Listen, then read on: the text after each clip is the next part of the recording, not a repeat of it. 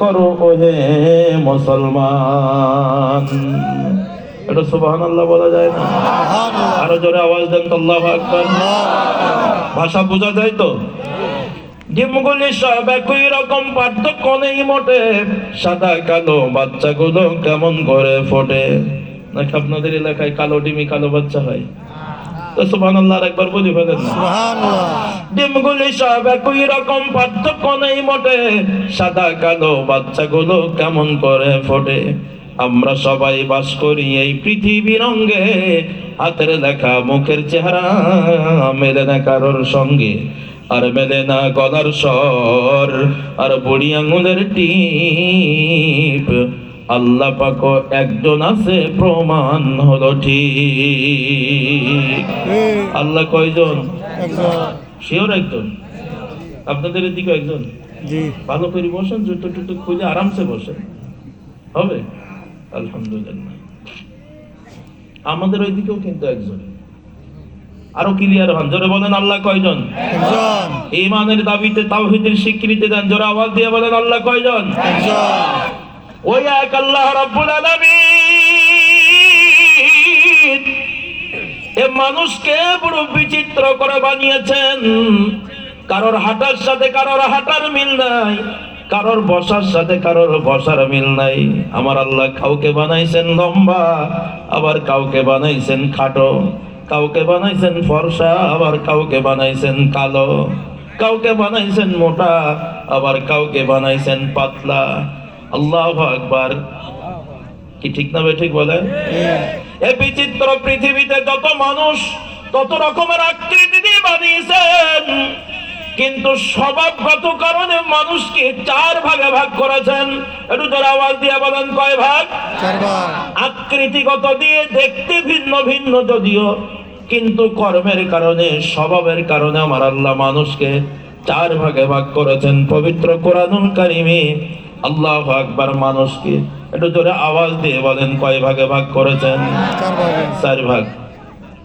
Number 1, পৃথিবীতে একদল মানুষ আছে যারা ভালো মন্দ বোঝে না, সকাল সন্ধ্যা বোঝে না, রাত দিন বোঝে না, হালাল হারাম বোঝে না, কে ওর মা কে ওর বাবা এটা বোঝে না, ওরা উঁচু নিচু বোঝে না, কে তার স্ত্রী কে তার সন্তান এটা বোঝার যোগ্যতা তার নাই। কোরআনের ভাষায় আমার আল্লাহ বলেন ওদের পরিচয় হলো মাজনুন, আর আমরা বাংলা ভাষায় বলি তাদের নাম হলো পাগল। আপনার এখানে যত মানুষ আছেন একটু জোরে আওয়াজ দিয়ে বলেন আল্লাহ দুনিয়ায় যাদেরকে পাগল বানিয়েছেন তারা মানুষ না গরু ছাগল? মানুষ। আরো জোরে আওয়াজ দিয়ে বলেন মানুষ। শিওর তো? তাহলে প্রশ্ন বেড়ে গেল, মাহফিলের শুরুতে আপনারা হাত উঁচু করে বললেন আমরা মানুষ, নাকি অন্য কিছু বলছিলেন? কথা মনে আছে তো? এই শুরু থেকে মনে রাখতে হবে শেষ পর্যন্ত, তাহলে ওয়াজ মিলানো যাবে। আমি এলোমেলো কথা বলার অভ্যাস না। আমি যে আয়াত পড়েছি এই আয়াতের তাফসীরের হাইসিয়াতে যাব, কিন্তু আপনাদের বোঝার মতন ক্যাপাসিটি তৈরি করতে হবে। যে ক্লাসে পড়ানো হয় ওই ক্লাসের অবস্থার উপরে করা লাগে, আর এখানে তো সব ক্লাসের লোক এক জায়গায়, শিক্ষিত মূর্খ বয়োবৃদ্ধ ছোট মানুষ যুবক মানুষ সব শ্রেণীর মানুষকে একটা টাইম বুঝ দিতে হবে। তো এই জন্য আমার কথা বুঝার মতন পরিবেশ তৈরি করে নিতে হবে। বলেন আল্লাহ তাআলা যাদেরকে দুনিয়ায় পাগল বানিয়েছেন তারা মানুষ না গরু ছাগল? এই তো কথা বেড়ে গেল। তাহলে প্রশ্ন হলো আপনি মানুষ আর পাগল মানুষের মধ্যে পার্থক্য কোথায়? পাগলের হাত আছে আপনার হাত আছে, পাগলের পা আছে আপনার পা আছে, পাগলের মাথা আছে আপনার মাথা আছে, পাগলের গালে জিহ্বা আছে আপনার গালে জিহ্বা আছে, পাগলের শরীরে রক্ত আছে আপনার শরীরে রক্ত আছে, পাগলের মাথায় চুল আছে আপনার মাথায় চুল আছে। এমন একটা জিনিস পাগলের নাই যেটা আপনার আমার আছে। আকাইদের পরিভাষা একটার নাম হলো কাস আর একটার নাম ইখতিয়ার। বাংলা অর্থ হলো বুঝ শক্তি আর অনুভূতি শক্তি। এই বুঝ শক্তি অনুভূতি শক্তির সমন্বয়ে আল্লাহ তাআলা আপনাকে আমাকে বিবেক নামের মহা দৌলত দান করেছেন, আর পাগলকে বিবেক নামের মহা দৌলত দান করে নাই। এতটুকু ডিফারেন্স, এতটুকু ডিফারেন্স খাওয়ার কারণে শোনেন আজকের মাহফিলে আমরা যারা মানুষ বলে দাবি করেছি, ছোট্ট একটা আমলের কথা বলবো। কারণ নবী বলেন, আখলিসু দীনাকা ইয়াকফিকাল আমালুল কলিল।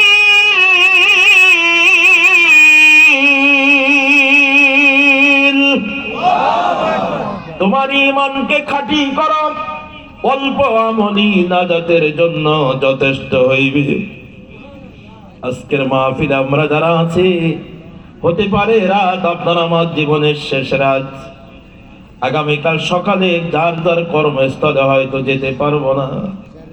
কার মরণ কখন হবে জানি না। কবিতার সুন্দর ভাষায় বলছেন, আজ আছি তো কালকে নাই, নিঃশ্বাসের কোনো বিশ্বাস নাই।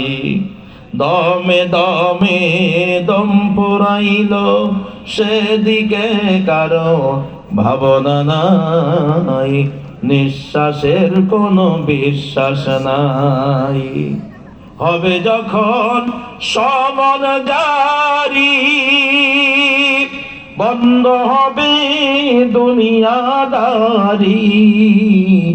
হবে যখন সমন জারি, বন্ধ হবে দুনিয়াদারি। থাকবে না কেউ সঙ্গী সাথী, থাকবে না কেউ সঙ্গী সাথী। যেতে হবে একলাই, আজ আছি তো কালকে নাই, নিঃশ্বাসের কোনো বিশ্বাস নাই। এটা সবাই জোরে আওয়াজ দিয়ে বলেন, ঠিক না বেঠিক? ভাইজন, তো মালাকুল মউত আজরাইল আপনাকে আমাকে কখন নিয়ে যাবে আমাদের কারোর কাছে কোনো নোটিশ নাই। তো মানুষ চার ভাগে বিভক্ত। এ ব্যাখ্যা করার আগে, বুঝানোর আগে ছোট্ট একটা আমলের কথা বলি। যেই পাগল নামের মানুষ পৃথিবীতে আছে, এই পাগলদের দেখলে আমাদের অধিকাংশ মানুষের হ্যাবিট, অধিকাংশ মানুষের স্বভাব, আমরা পাগল দেখলে খেপাই, পাগলকে উত্তপ্ত করি, পাগলের কাপড় ধরে টানি, পাগলের গায়ে পাথর মারি, তাদেরকে বিরক্ত করি। কথা আওয়াজ দিয়ে বলেন, ঠিক না বেঠিক? এটা বুড়া মানুষগুলোও করে, যুবকরাও করে, ছোট মানুষেরাও করে। এটা আমাদের সমাজের একটা নেচার। তাই আজকের মাহফিল আপনারা যারা এসেছেন, আমি আপনাদের দুই পায়ে হাত রেখে অনুরোধ করব, খবরদার কোন পাগল মানুষ দেখলে তাকে বিরক্ত করবেন না। কেন জানেন? কিয়ামতের ময়দান যেদিন কায়েম হয়ে যাবে, আপনাকে আমাকে আল্লাহর আদালতে হিসাবের কাঠগড়ায় দাঁড়িয়ে হিসাব দিতে হবে। নাকি দেবেন না? ইমান ঠিক আছে তো? হিসাব যখন দিতে হবে, হিসাবটা কি পরিমাণ দিবেন? সূক্ষ্ম থেকে সূক্ষ্ম পরিমাণ হিসাব আল্লাহর আদালতে আপনাকে দিতে হবে, আমাকে দিতে হবে। আমার আল্লাহ বলছেন, ইয়াউমাইদি ইয়াসদুরুন নাসু আশতাতাল লিউরাউ আমালাহুম ফামান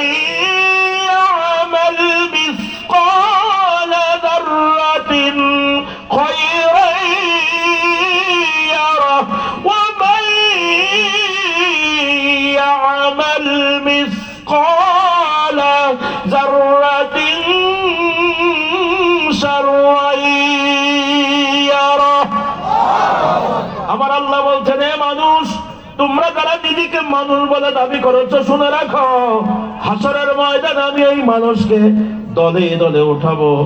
গুনাহগার মানুষের একটা দল হবে, নেককার মানুষের একটা দল হবে, সুদখোরের একটা দল হবে, চাঁদাবাজদের একটা দল হবে, ঘুষখোরের একটা দল হবে, পরের সম্পদ ফাঁকি দিয়েছে যারা, তাদের একটা দল হবে। ক্লাসিফিকেশন হবে অপরাধীদের কি দলে দলে হাসরের ময়দানে আমার আল্লাহ উঠাবেন।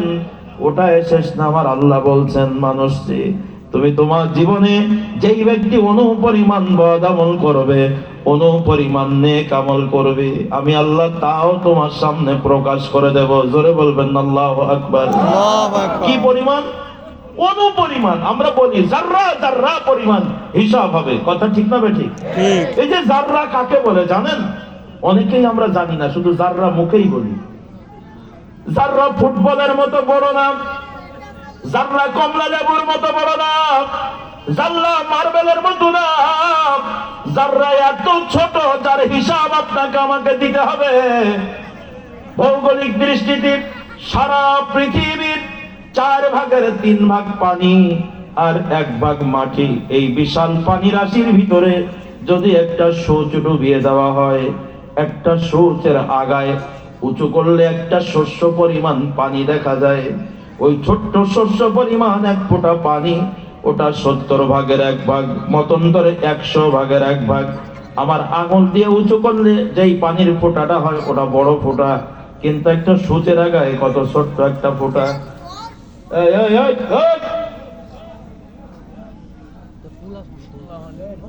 এইসব সেলিব্রিটি কিন্তু আমি নিয়ে আসি, এগুলো এই এলাকারই প্রোডাকশন।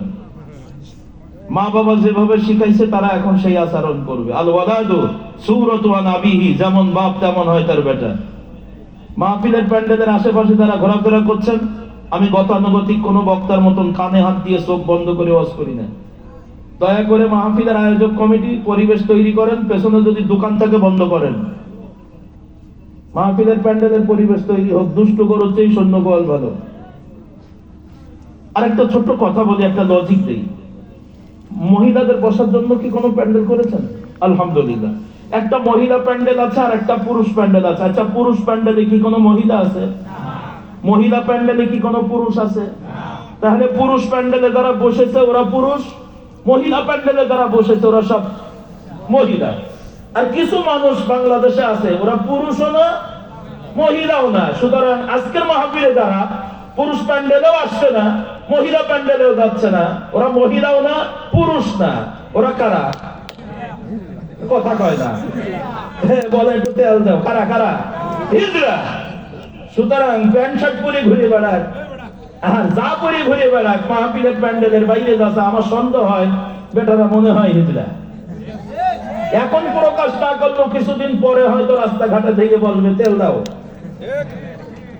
লজ্জা যদি থাকে প্যান্ডেলের বাইরে না ঘুরে ভিতরে আসে।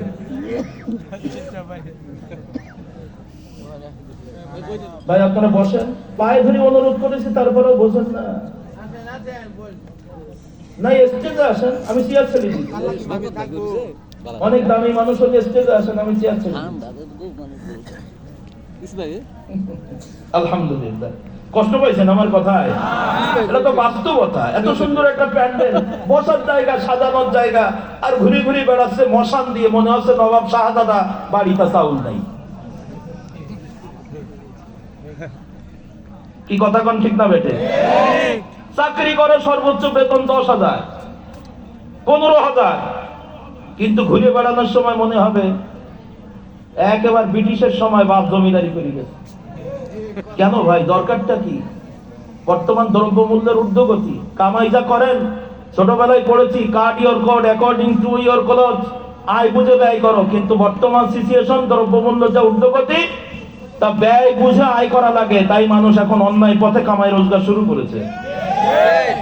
ভাই, কামাই রোজগার যা আছে ওটা নিজে পরিবার পরিজন নিয়ে কোন রকম বেঁচে থাকেন, হালাল খান, হালাল উপার্জন করেন, এত স্টাইল দেখাতে যান না, সময়কে মূল্যায়ন করেন। The boy does not know the value of time, because time and টার্ড ওয়েট ফর নান। আল্লাহ আমাদের সকলকে হেফাজত করুন। আরেকবার বলেন আমিন। সম্মানিত দ্বীনি ভাইরা, কষ্ট নিয়েন না, পরিবেশ রক্ষার্থে অনেক কথা বলা লাগে। আমি ভুলে যাইনি সে বিষয়টা। সেটা হলো এই, একটা সূচের আগায় 1 ফোঁটা শস্য পরিমাণ পানি 70/1, কেউ কেউ বলেন 100/1 করলে খালি চোখে দেখা যায় না। এত ছোট্ট পরিমাণ কোন একটা অংশকে জাররা বলা হয়, অণু বলা হয়। এতটুক পরিমাণ ভালো আর মন্দ আল্লাহর আদালতে আপনাকে আমাকে হিসাব দিতে হবে। বলেন ঠিক না বেঠি? এই জাররার আরেকটা উদাহরণ দেই, আপনাদের বুঝতে সহজ হবে। সেটা হলো আমরা যখন সুতি কাপড় পরি, সুতি কাপড় পরতে পরতে কাপড় যখন ময়লা হয়ে যায়, কাপড়টা সাবানের পানিতে ভিজিয়ে দেই, পরিষ্কার করে নিলাম। এখন আমি কাপড়টা আবার ভালো পানিতে ধুয়ে নিলাম। রোদ্রে দেওয়ার আগে আল্লাহু আকবার, আমরা কাপড়টা প্রয়োজন মতো চেপে নেই, নিংড়িয়ে নিলাম, পানি বেরিয়ে গেল। পানি বের হওয়ার পরে সুতি কাপড় ছেড়ে দেবেন, দেখবেন অনেক দলা হয়ে আছে। এমন সময় কাপড়টা রোদ্রে দেওয়ার আগে আমরা কাপড়টা এমন একটা ঝাড়া দেই যখনই কাপড় ছাড়া দিবেন, এই ছাড়া দেওয়া কাপড়ের সামনে দিয়ে ধোয়ার মতো একটা পানির ফোয়ারা বেরিয়ে যায়, যেটা মুহূর্তে আবার বাতাসের সাথে মিশে যায়। আপনাদের এদিকে পানিতে মানে এরকম হয় না? এই তাফসীর বোঝার নিয়ম হলো এটা। জাররা কাকে বলে এটা বোঝার জন্য সহজ করলাম। এই যে পানির ফোয়ারা ছাড়া দেওয়ার সাথে সাথে বেরিয়ে গেল, বাতাসে মিশে গেল, খুঁজে পাওয়া গেল না এক মুহূর্তের মধ্যে। ওই পানির একটা ফোয়ারার মধ্যে থেকে পানির একটা কণা, যেটা খালি চোখে দেখা সম্ভব নয়, অণুবীক্ষণ যন্ত্র ছাড়া এত ছোট্ট পরিমাণ কোন একটা অংশকে জাররা বলা হয়, অণু বলা হয়। আল্লাহর আদালতে আপনাকে আমাকে এত ছোট্ট থেকে ছোট পরিমাণ ভালো এবং মন্দর হিসাব দিতে হবে।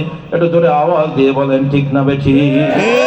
তো আপনি আমি যখন আল্লাহর আদালতে এত সূক্ষ্ম পরিমাণ হিসাবের জন্য বিপদে দাঁড়িয়ে থাকবো, ওই পাগল নামের মানুষ যাদের দেখলে আমরা ঠাট্টা করি, ওই পাগলদেরকে আমার আল্লাহ কোনো হিসাব নিবেন না। কারণ পাগলের হাতের কোনো গুনাহ নাই, পাগলের পায়ের কোনো গুনাহ নাই, পাগলের জবানের কোনো গুনাহ নাই, পাগলের চোখের কোনো গুনাহ নাই, পাগলের কানের কোনো গুনাহ নাই। তাই আপনি আমি যখনই জাররা জাররা হিসাবের আসামি হয়ে থাকবো, ওই পাগল নামের মানুষদেরকে আমার আল্লাহ আপনার আমার আগে বিনা হিসাবে জান্নাতে দিয়ে দিবে। সুবহানাল্লাহ। তাই আজকের মাহফিলে আপনারা যারা আছেন, দুই পায়ে হাত রেখে বলি একটা আমল, সে আমলটা হলো এই, যদি পারেন ওই পাগলকে ঠাট্টা করবেন না, একটা ভালো খাবার খাওয়ায় দেন। ও পাগল ভালো খাবার বুঝে না। যদি পারেন এই শীতের কনকনে ঠান্ডায় আপনার আমার গায়ে শীতের কাপড়, আর পাগলগুলো রাস্তার ধারে থরথর করে কাঁপতেছে শীতের যন্ত্রণায়, যদি পারেন পাগলের গায়ে একটা কাপড় দিয়ে দেন শীতের। বলবেন ওদের লাভ কি? পাগলের কাপড় দিলে কাপড় খুলে ফেলে দিবে, পাগলের খাবার দিলে পাগল ছুঁড়ে ফেলে দিবে। হ্যাঁ, ও তো কাপড়ের মর্যাদা বোঝে না, ও তো খাবারের মর্যাদা বোঝে না, তাই ফেলে দেয়। দেয় দিক, তবুও মনে সান্ত্বনা পাবেন। আপনি আপনার জীবনে কত রোজগার করেছেন, কত কষ্ট করে কামাই রোজগার করেন, ফ্যাক্টরিতে কাজ করেন, পায়ে ব্যথা হয়ে যায়, ক্ষুধার যন্ত্রণা লাগে, পেটে ক্ষুধা নিয়ে অনেক সময় কাজে যাওয়া লাগে, রাতের রাত নাই, দিনের দিন নাই, পরিশ্রম করতে করতে কষ্ট হয়ে যায়।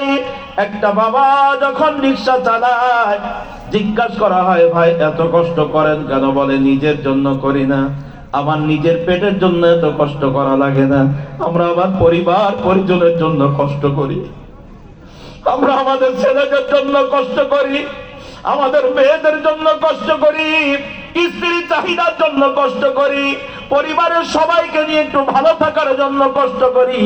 আবারও বলি ভাই, আমরা নিজেদের জন্য এত কষ্ট করা লাগে না, আমাদের পরিবার পরিজন দুনিয়ার মায়ার মানুষদের জন্য আমরা এত কষ্ট করি।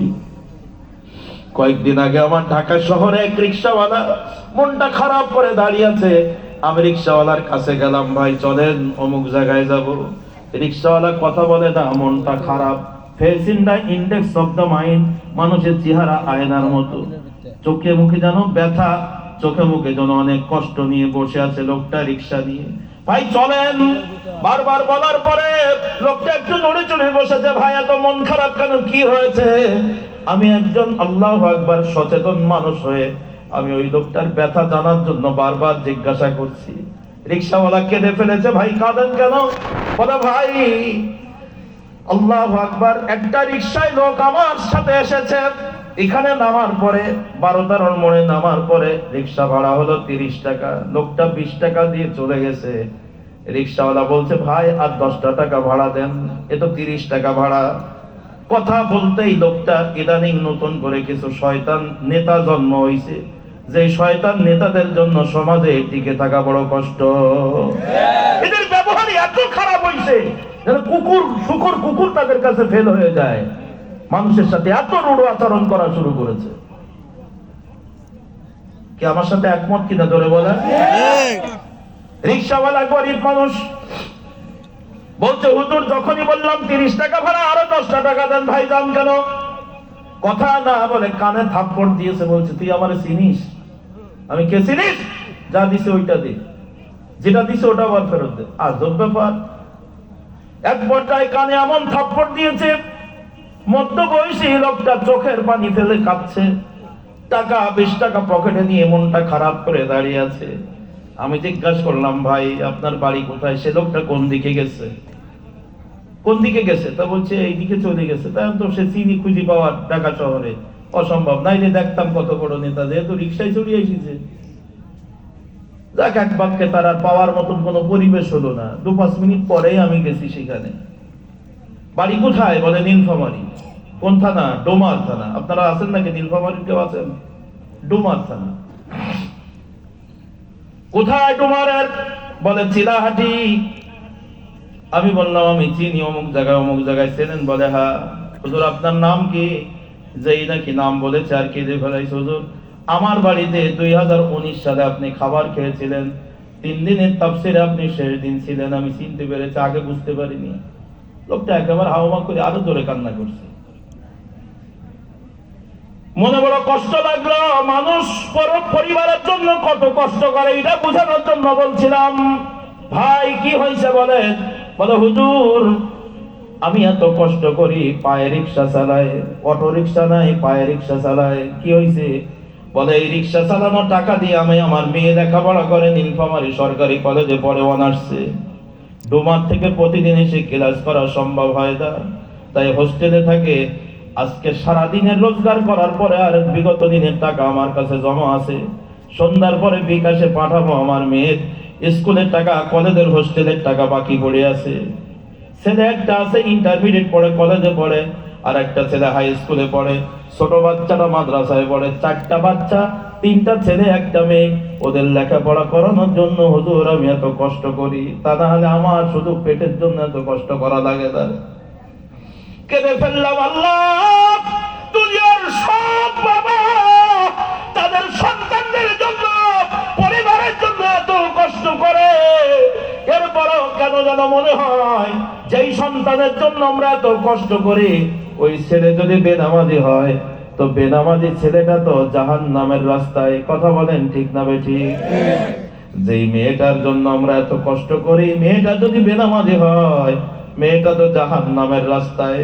সুতরাং আমাদের এই অর্জন করা টাকা, কষ্ট করা টাকা আমার ছেলেকে খাওয়াইলাম, তার মানে যদিও মায়ার বাঁধনে খরচ করলাম, তবু একটা জাহান্নামী মানুষের পেছনে খরচ করলাম। কথা বলেন, যে নামাজ পড়ে না সে কি জান্নাতি? আরো জোরে আওয়াজ দিয়ে বলেন। রাসূল বলছেন বাইনাল আবদি বাইনাল কুফরি তারকুস সালাহ। মুসলমানের কাফেরের মধ্যে পার্থক্য, জান্নাতি আর জাহান্নামী মানুষের মধ্যে পার্থক্য হলো নামাজ। কথা বলেন ঠিক না বেঠিক? সম্মানিত দ্বীনি ভাইরা, তাই নামাজীদেরকে, মানুষদেরকে জান্নাতি বানানোর জন্য এই মিরিদা পাড়ার মসজিদটা বানানো হয়েছে। ওটাকে খেলা করার জন্য না ভাই, নামাজি হওয়া, জান্নাতি মানুষ হওয়া। আজকের মাহফিলে আপনারা যারা আছেন, আমাদের জীবনে বহু টাকা আমরা বেনামাজির পেছনে খরচ করেছি, ঠিক নয় কি? কত বন্ধুর পেছনে খরচ করেছি, বন্ধু নামাজ পড়ে না। কত নেতার পেছনে খরচ করেছি, নেতা নামাজ পড়ে না। যার পেছনে খরচ করেছি ওটা যদি বেনামাজি হয়, তো আমার এই পরিশ্রমের টাকা কেন যেন আমি পানিতে দিলাম, কোনো কাজে লাগলো না, ঠিক নয় কি? একটু মিলিয়ে নেন।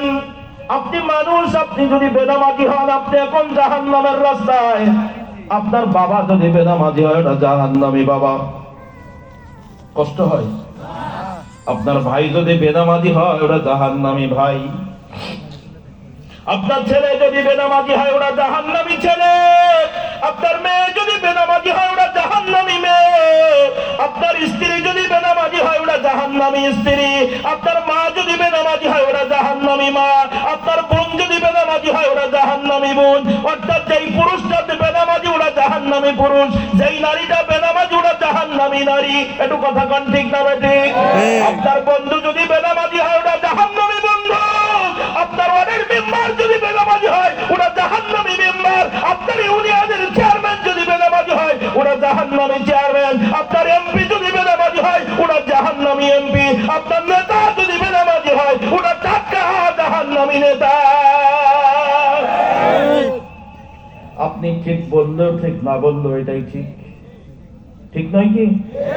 তাহলে আমরা আমাদের কষ্ট করা, মাথার ঘাম পায়ে ফেলে, রাতের পরে রাত পরিশ্রম করে, দিনের পরে দিন কষ্ট করা টাকা কত জাহান্নামী মানুষের পেছনে খরচ করলাম, তাই দুই পায়ে হাত রেখে অনুরোধ করেছিলাম, যদি পারেন ওই পাগলকে একটা খাবার খাওয়ায় দেন, যদি পারেন ওই পাগলের গায়ে একটা শীতের কাপড় কিনে দেন, মনের আঙ্গিনায় সান্ত্বনা নিতে পারবেন। মায়ের আল্লাহ,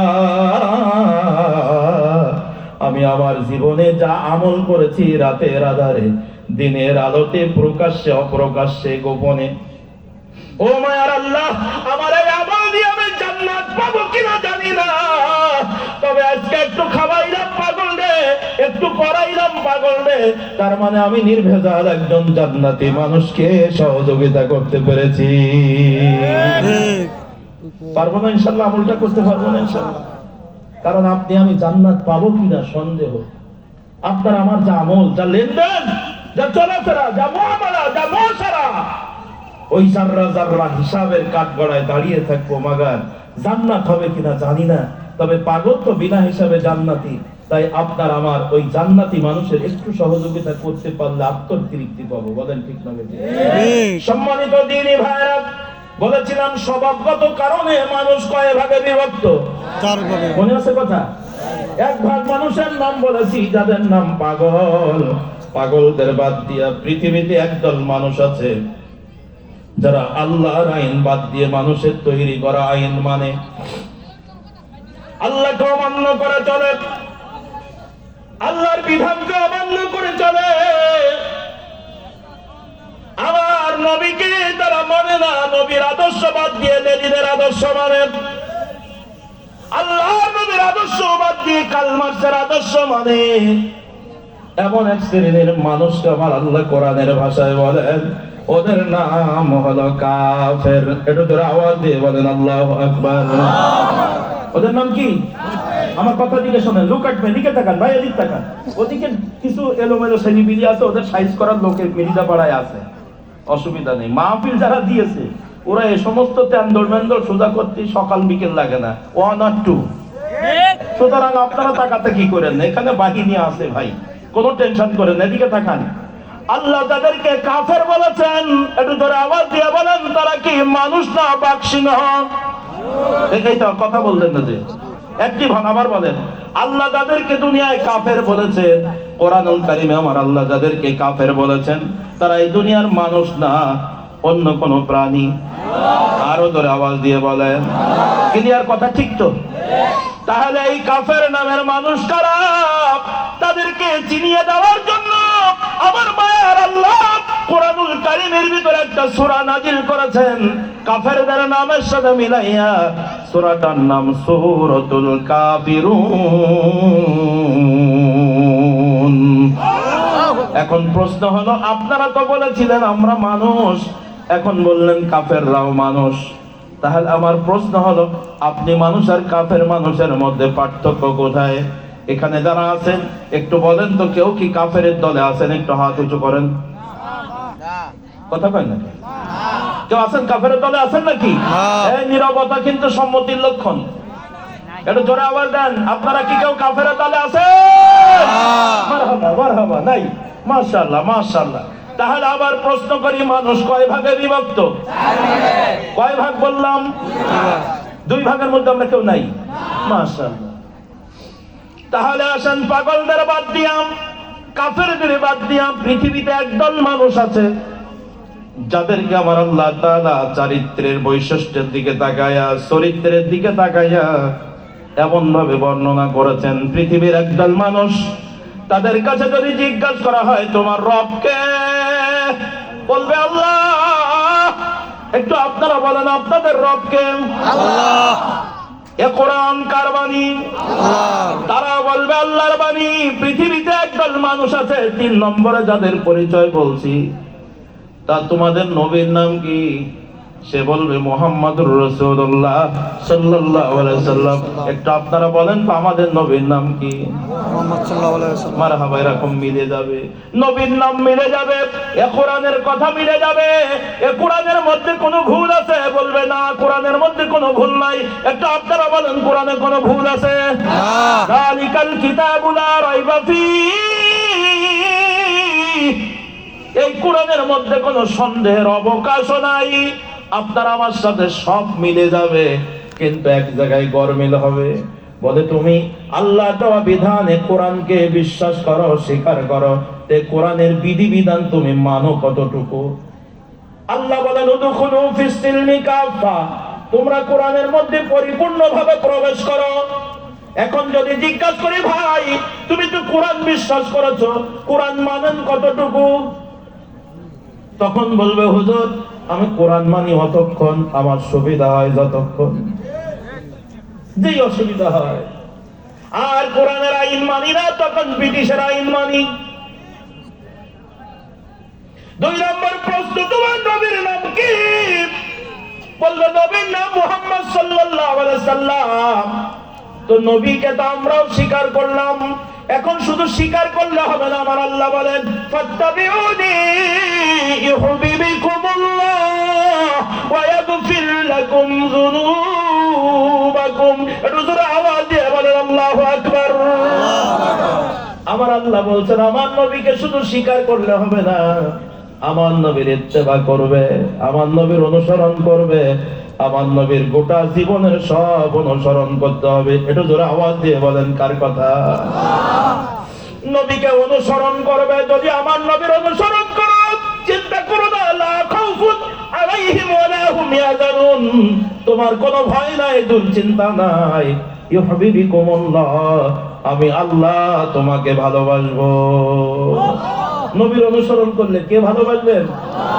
আল্লাহ বলতেন শুধু ভালোবাসাই ছেড়ে দেব না। বান্দা শোনো, আমি বড় আদর করে তোমার বানাইছি, তাই তোমারে ভালোবেসে ছেড়ে দেব না, বরং আমি আল্লাহ তোমার পরে এত খুশি হব। আমার নবীকে বিশ্বাস করে ছেড়ে দিও না। আমার নবীর ব্যক্তি জীবন, পারিবারিক জীবন, সামাজিক জীবন, রাষ্ট্রীয় জীবন, আন্তর্জাতিক জীবন, জীবনের সব আদর্শগুলো তোমার জীবনে যদি তুমি মেনে নিতে পারো, ইত্তেবা করতে পারো, অনুসরণ করতে পারো, আমি আল্লাহ শুধু ভালোবাসবো না, ওয়া ইয়াগফির লাকুম যুনুবাকুম, আমি আল্লাহ তোমার জীবনের সব গুনাহগুলো মাফ করে দেব। আমার আল্লাহ কত বড় মায়ার আল্লাহ, কত বড় দয়ার আল্লাহ। একটু কথা বলেন আল্লাহু আকবার। এখন যদি জিজ্ঞাসা করি নবীর নাম কি, বলবে মুহাম্মদ সাল্লাল্লাহু আলাইহি ওয়াসাল্লাম। আমরা যা বললাম তাই বলবে, কোন রকম উল্টো পাল্টা বলবে না। প্রশ্ন যদি করা হয় দ্বিতীয়বার, ওই নবীর আদর্শ মানো কতটুকু? তখন বলবে হুজুর আমার নবীর আদর্শ মানি অতটুকু, আমার সুবিধা হয় যতটুকু। যেই অসুবিধা হয় নবীর আদর্শ বাদ দিয়ে লেনিনের আদর্শ মানি, নবীর আদর্শ বাদ দিয়ে কার্ল মার্কসের আদর্শ মানি। যখনই মন চায় নবীর আদর্শ মানি, আবার মনে চাইলে নবীর আদর্শ বাদ দিয়ে অন্য নেতার আদর্শ মানি। একটু কথা আওয়াজ দিয়ে বলেন ঠিক না ঠিক?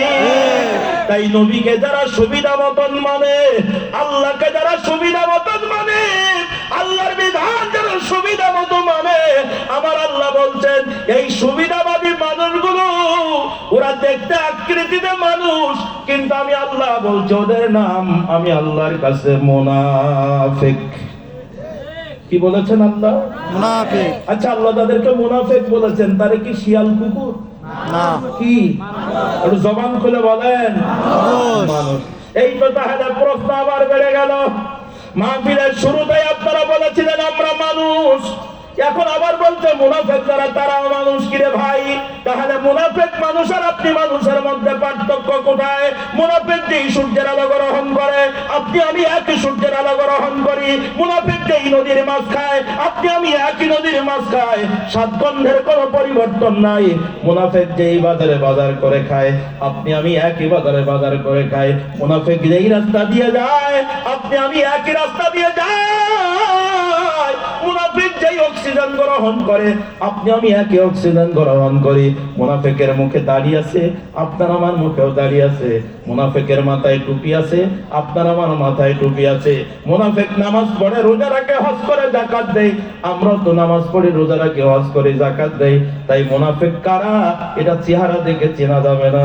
এই নিকৃষ্ট মুনাফিক নামের মানুষদেরকে আমার আল্লাহ আপনার আমার মতো মানুষের কাছে কিয়ামত পর্যন্ত চিনিয়ে দেওয়ার জন্য পবিত্র পবিত্র কোরআনুল কারীমের 114টা ছোট বড় সূরার ভিতরে কোরআনে সাজানো 63 নম্বর একটা সূরা এই নিকৃষ্ট মুনাফিকদের চিনার জন্য তাদের নামের সাথে মিলাইয়া আমার আল্লাহ নাজিল করেছেন। সূরাটার নাম সূরাতুল মুনাফিকুন। আছে না নাই কথা বলে? আমার এখন প্রশ্ন, এই মুনাফিকের দলে কে কে আছেন একটু হাত দেখান। ভাই জবান খুলে বলেন আছেন? নীরবতা সম্মতির লক্ষণ। আরো জোরে আওয়াজ দিয়ে বলেন আছেন কেউ মুনাফিকের দলে? নাই রে, মারহাবা, মাশাআল্লাহ।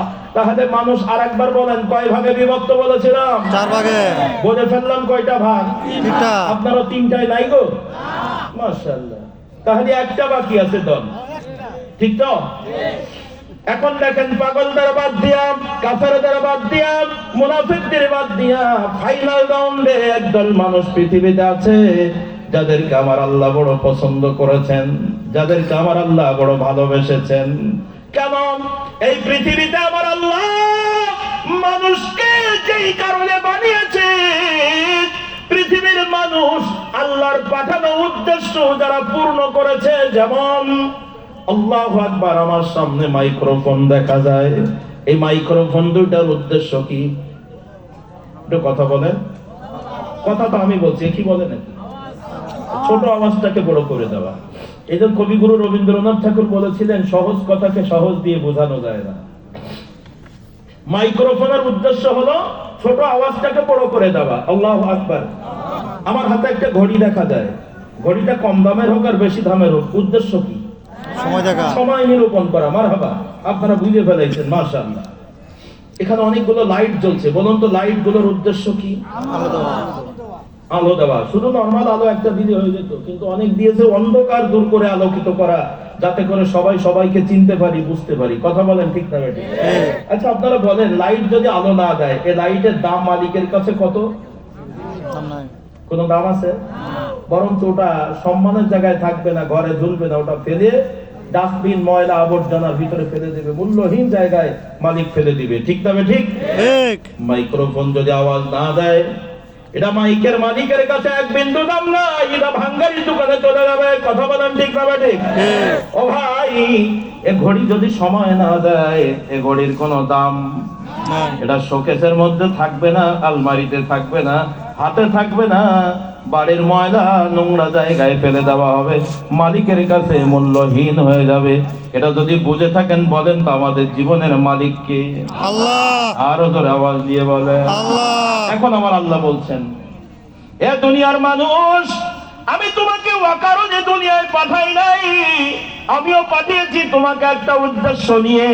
মাইক যেমন একটা উদ্দেশ্য নিয়ে বানানো হয়েছে, ঘড়ি যেমন একটা উদ্দেশ্য নিয়ে বানানো হয়েছে, লাইট যেমন একটা উদ্দেশ্য নিয়ে বানানো হয়েছে। মানুষ, তোমাকে আমি খেলা করার জন্য পাঠাই নাই, তোমার মনে যা আসাবে এই জন্য আমি আল্লাহ পাঠাই নাই, বরং আমি আল্লাহ পাঠিয়েছি। সূরাতুল জারিয়ার 56 নম্বর আয়াত আমার আল্লাহ স্পষ্ট করে বলছেন, আমি পাঠাইছি এজন্য। একটু তাকাও, মা খালাকাতুল জিন্না ওয়াল ইনসা ইল্লা লিয়াবুদুন।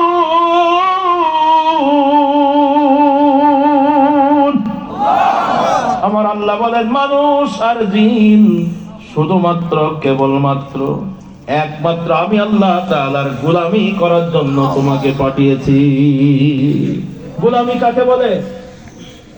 মালিকের কথা মতো যে শতভাগ চলে তাকেই গোলাম বলে, ঠিক নয় কি? আল্লাহু আকবার। এখন আমাদের বলেন, মালিক কে? আল্লাহ। আরো জোরে বলেন আল্লাহ। আপনারা কে কোন দল করেন এটা বিষয় না, আপনি তো মানুষ, ঠিক নয় কি?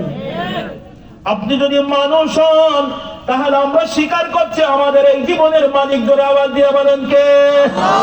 আপনারা কি বিরক্ত হচ্ছেন নাকি? যদি কষ্ট হয় তাহলে তাড়াতাড়ি ছেড়ে দেব। হ্যাঁ, কতক্ষণ চলবে? আধা ঘন্টা? মাশাআল্লাহ। কালকে আপনাদের কাজ কাম নাই? তাড়াতাড়ি চলে যেতে চাচ্ছেন কে কে? একটু হাত দেখান তো। আমার লড়াই যেতে হবে, আমি তাড়াতাড়ি যেতে চাচ্ছি, কিন্তু যাদের দাওয়াত নিয়েছে আমার অত্যন্ত প্রিয়জন, অত্যন্ত মহব্বতের মানুষ, এই জন্য আমি তাড়াতাড়ি ছেড়ে দিতে পারবো না। আপনারা আছেন যতক্ষণ, আমি থাকবো ততক্ষণ। এটা সরে বলেন তো আল্লাহু আকবার।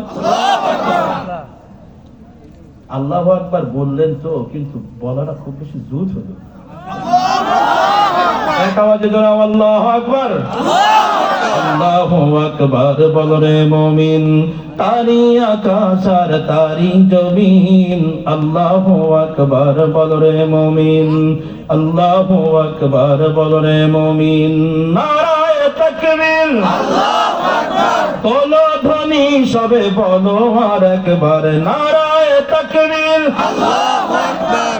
সারা পৃথিবীর যেই মানুষগুলো আল্লাহ তাআলার সৃষ্টি উদ্দেশ্য পূর্ণ করেছে, মানুষ তার গোটা জীবনের পা থেকে মাথা পর্যন্ত, রান্নাঘর থেকে জাতীয় জীবন পর্যন্ত, মানুষ তার ব্যক্তি জীবন, পারিবারিক জীবন, সামাজিক জীবন, রাষ্ট্রীয় জীবন, আন্তর্জাতিক জীবন, জীবনের সকল জায়গায় মানব রচিত সকল মতবাদকে কবর দিয়া আল্লাহর দেওয়া বিধান, আল্লাহর দেওয়া রীতিনীতি যারা মেনে নিতে পেরেছে, শুধু তাই না, পৃথিবীর সেই মানুষগুলো আল্লাহু আকবার সারা পৃথিবীর সব নেতার আদর্শকে নিজের জীবন থেকে লাথি দিয়ে দূরে সরিয়ে দিয়ে একমাত্র নবী মুহাম্মদুর রাসূলুল্লাহ সাল্লাল্লাহু আলাইহি ওয়াসাল্লামের জীবন আদর্শ তার জীবনে মেনে নিতে পেরেছে। আমার আল্লাহ বলেন, ওরা আমি আল্লাহর খাঁটি বান্দা, ওরা খাঁটি মুসলিম, ওরা পরিপূর্ণ আমি আল্লাহর কাছে আত্মসমর্পণ করেছে। তাই আমার আল্লাহ প্রিয় মানুষদেরকে কোরআনের ভাষায় বলেন, ওদের নাম হলো মুমিন।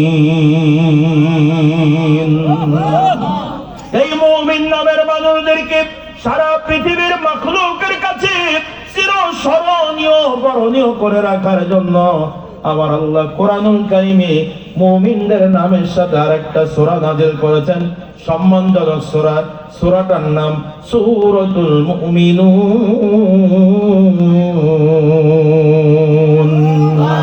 রুকুর আওয়াজ দিয়ে বলেন, কোরআনে আছে না নাই? এখন বলেন, মানুষ কয় ভাগে বিভক্ত? 4 ভাগে। বলেছি না 4 ভাগ? তাহলে আপনারা তো মানুষ, এখন বলেন আপনারা এই 4 দলের কোন দলের মানুষ? মুমিন। সবগুলাই মুমিন। এখানে উপস্থিত যারা, আপনারা কোন দলের মানুষ? মুমিন। একটু জোরে বলেন না। মুমিন। যেভাবে বলছেন মনে হচ্ছে যেন খলিলির ভাই মুমিন।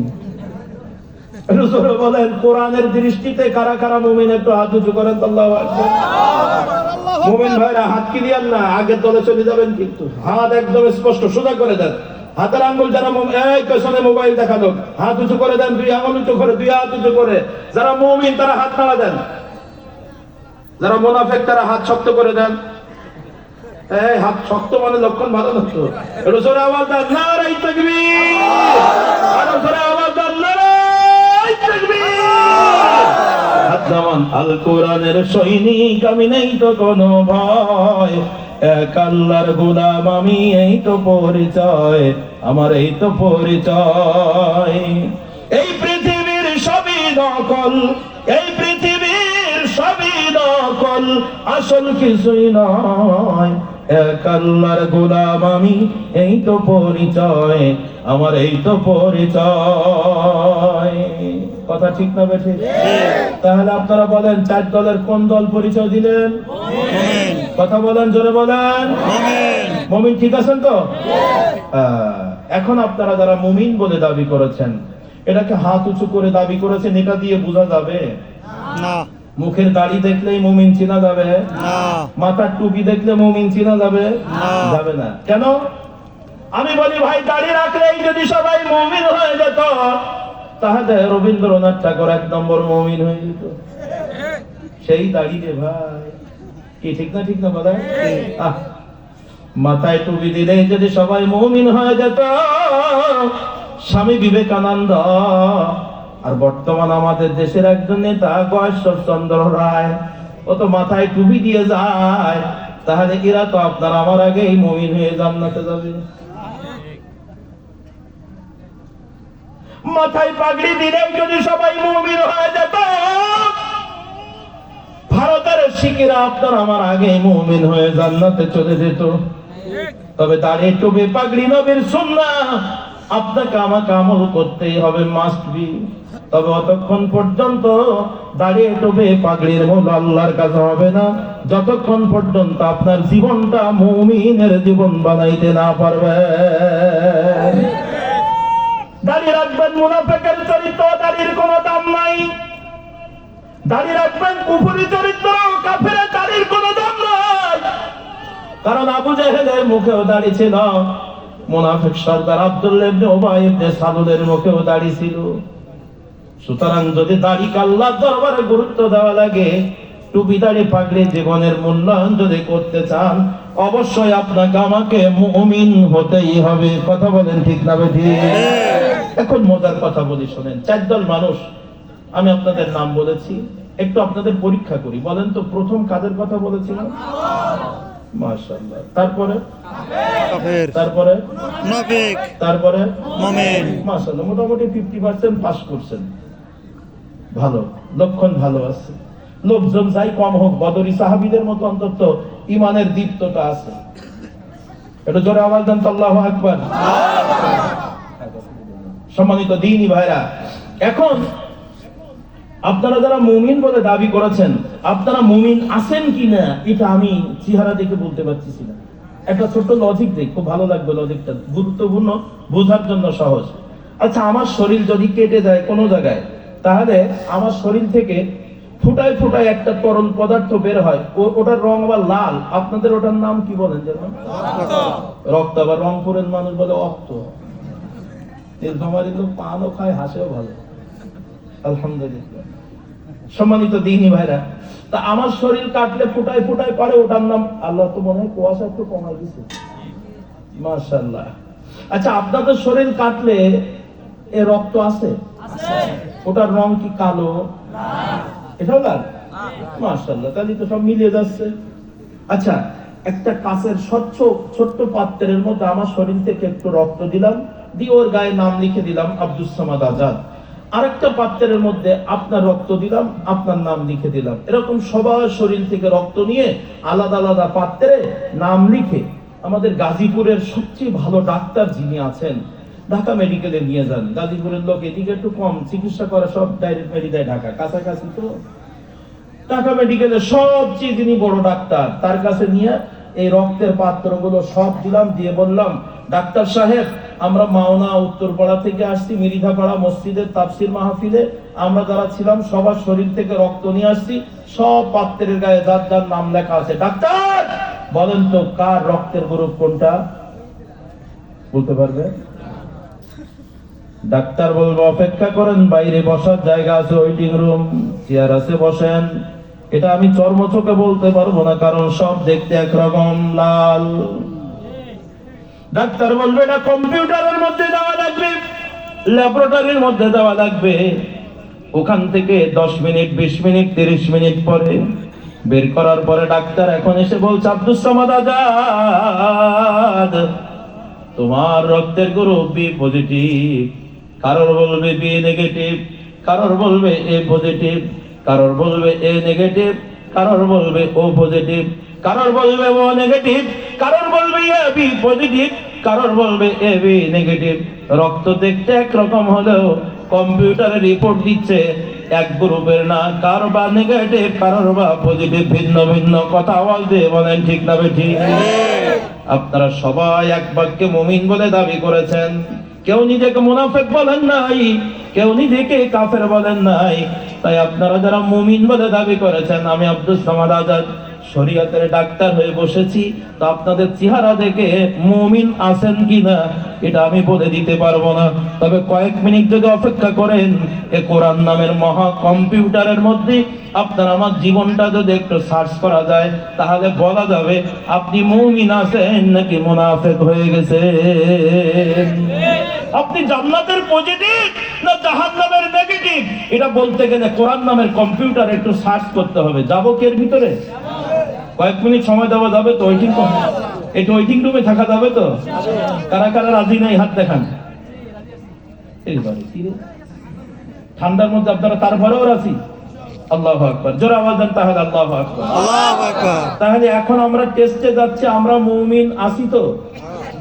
হ্যাঁ, আমরা না আমি? আমরা।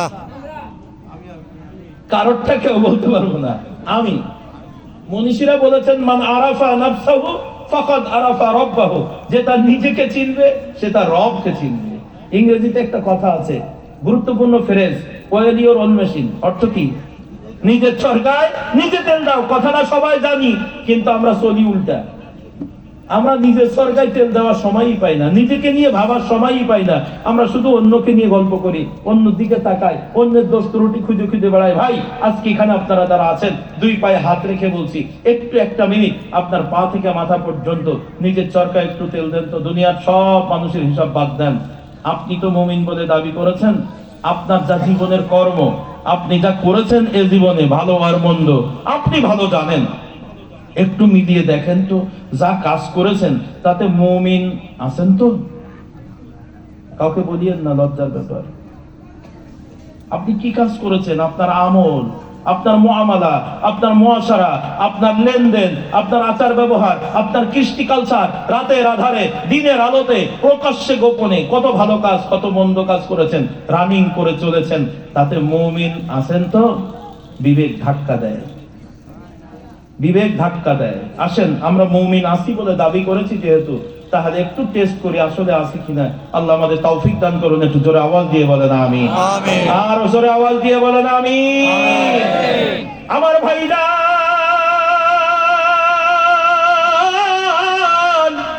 দেড় হাজার বছর পূর্বে আমার মায়ার আল্লাহ কোরআনুল কারীমে আপনার আমার জন্য নাজিল করেছেন। যারা মুমিন বলে দাবি করেছো, তোমাদের জন্য মেসেজ। আমি খুতবার ভিতরে পড়েছিলাম, এখন সে আয়াতে চলে এসেছে। আমার আল্লাহ বলেন, ওয়ামিনান নাসি মান ইয়াকুলু আমান্না বিল্লাহ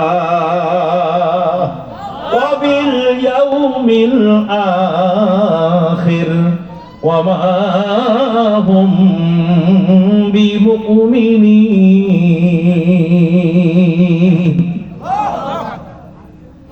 আমার আল্লাহ ডাক দিয়ে বলছেন, মানুষের পৃথিবীতে যত মানুষ আমি আল্লাহ পাঠিয়েছি, আজকের মাওনা উত্তর পাড়া মিরিদা পাড়া জামে মসজিদের এই মাহফিলে আমরা সবাই হাত উঁচু করে বললাম আমরা মানুষ।